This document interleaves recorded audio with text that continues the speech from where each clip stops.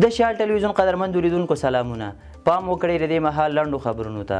بلخ کې د نړیوالو ترانسپورتي شرکتونو د همغږۍ مرکز پرانیستل شو. د بلخ ځایي مسؤلین وایي چې دغه ولایت په هرتان دوه لارې کې د نړیوالو ترانسپورتي شرکتونو د همغږۍ مرکز پرانیستل شو.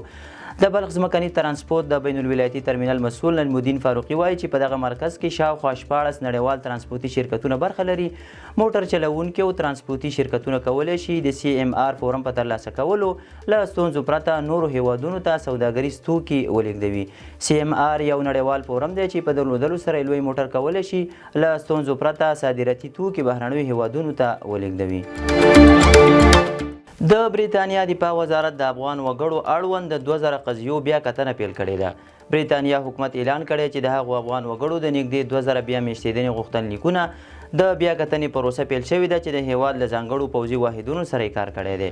د معلوماتو له مخې په دې اشخاصو کې د بریتانیا د غوره ځواکونو سیمه ییز همکاران شامل دي.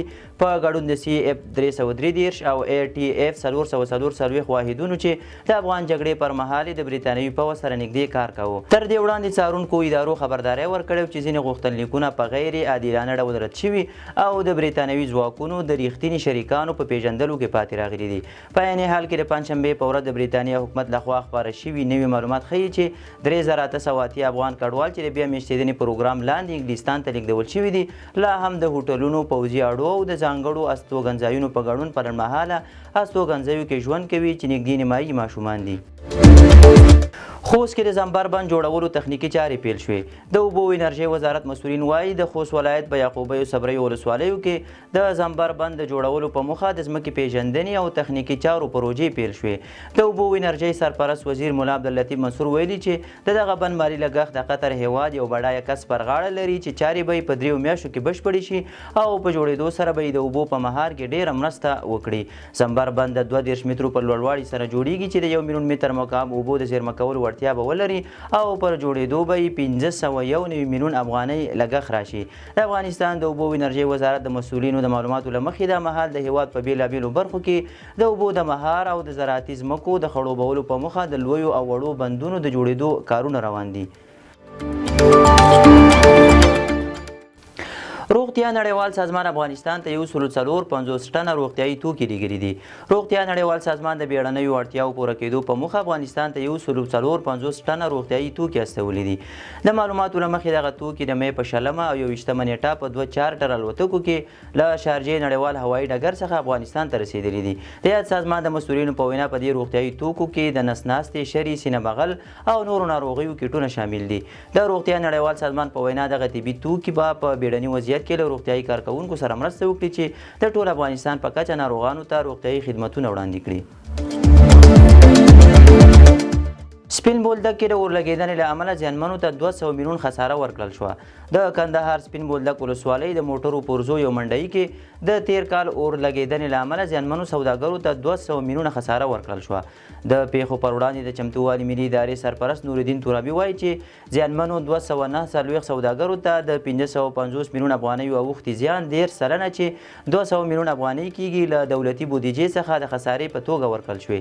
هغه ویلي چې دلته ټول 550 میلیون افغانۍ خساره اوښتې ده، خو د طالبانو مشرتابه له لوري د یادې پیښې قربانیانو ته 200 میلیون افغانۍ ځانګړي شوي دي چې هر زیانمن ته به 10 سلنه د اوښتي زیان ورکول کېږي. بلخوا د کندهار د سوداګرۍ او پانګونې خونې له احتمالي زیانونو د مخنیوي په پار په لویو کاروباري سیمو کې د محافظتي تدابیرو اړوند د همکاریو غوښتنه کړې ده.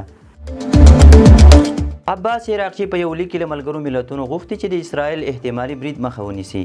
د ایران بهرنیو چارو وزیر عباس عراقچي له ملګرو ملتونو څخه په یو لیک کې غوښتنه کړې چې امنیت شورا د اسرائیلو له لوري د ایران پر اتومي تاسیساتو د احتمالي برید مخه ونیسي. دا غوښتنه وروسته له هغې شوې چې CNN د ایران پر اتومي تاسیساتو د اسرائیل له لوري د برید د چمتووالي راپور ورکړی.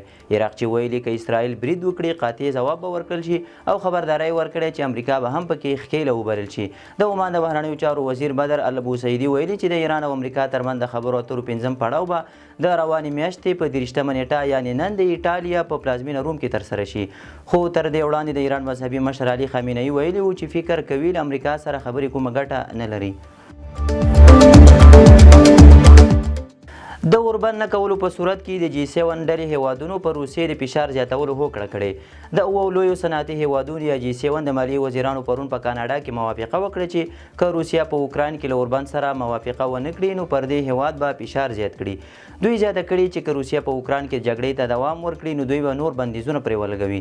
همداراز دوی په خپله ګډه اعلامیه کې ټینګار وکړ چې که په اوکراین کې د اوربند لپاره هڅې نتیجه ورنه کړي د بندیزونو په ګډون پر روسیې د فشار د زیاتولو پر بېلابېلو لارو چارو به غور وکړي. ټاکل شوي د G7 ډلې سرمشریزه د جون په نیمایي کې جوړه شي او سپینې ماڼۍ پرون تایید کړه چې په دې غونډه کې به د امریکا ولسمشر ډونالډ ټرمپ هم ګډون وکړي. روسیې له اوکراین سره د اوربند د یوې طرحې له جوړېدو خبر ورکړ. د روسیې بهرنیو چارو وزیر سرګی لاوروف اعلان کړی چې دغه هیواد د اوکراین د کړکېچ د حل په موخه د تفاهم لیک پر یوه طرحه کار کوي. د هغه په وینا د طرحه اوس پرمختللي پړاو ته رسېدلې او مسکو به خپلې وړاندې شوي طرحې ډېر ژر کیف ته وسپاري. نوموړي زیاته کړه موږ د تفاهم لیک د یو توافق له مخې اوکراینیانو ته سپارو او تمه لرو چې هغوی هم دې ته ورته ګام واخلي. د روسیې او اوکراین استازو ترمنځ د سولې مستقیمې خبرې د سور میاشتې په 26مه نیټه په استانبول کې ترسره شوې. دا له تېرو 3 کلونو راهیسې د مسکو او کیف ترمنځ لومړنۍ مستقیمې خبرې وي چې د امریکا په منځګړیتوب ترسره شوې او په پایله کې موافقه وشوه چې دواړه هیوادونه به د یو بل زر بندیان تبادله کړي. نتنیاهو یو شمېر غربي متحدین د حماس په ملاتړ تورن کړل. د اسرائیل لومړي وزیر بنیامین نتنیاهو د بریتانیا، فرانسې او کاناډا په روسي دریځ سختې نیوکې وکړي. نوموړي وویل چې دا هیوادونه په غزه کې د اسرائیل له پوځ پر عملیاتو نیوکې خو د حماس ملاتړ کوي. نتنیاهو ادعا وکړه چې د دغو هیوادونو خبرې حماس لا زړه ورکوي او د امنیت پر وړاندې خنډ جوړوي. تر دې وړاندې بریتانیا، فرانسې او کاناډا د یوې ګډې اعلامیې په خپرولو سره ویلي وو چې که اسرائیل پر غزې بریدونه ونه دروي له بندیزونو سره به مخ شي. دغه راز هیوادونو د اسرائیلو له لوري غزې ته د بشري مرستو د لیږد مخنیوی هم د بشر له نړیوالو حقونو ښکاره سرغړونه بللې وه. امریکا په هاروارډ پوهنتون کې د نړیوالو محصلینو پر داخله بندیز لګوي.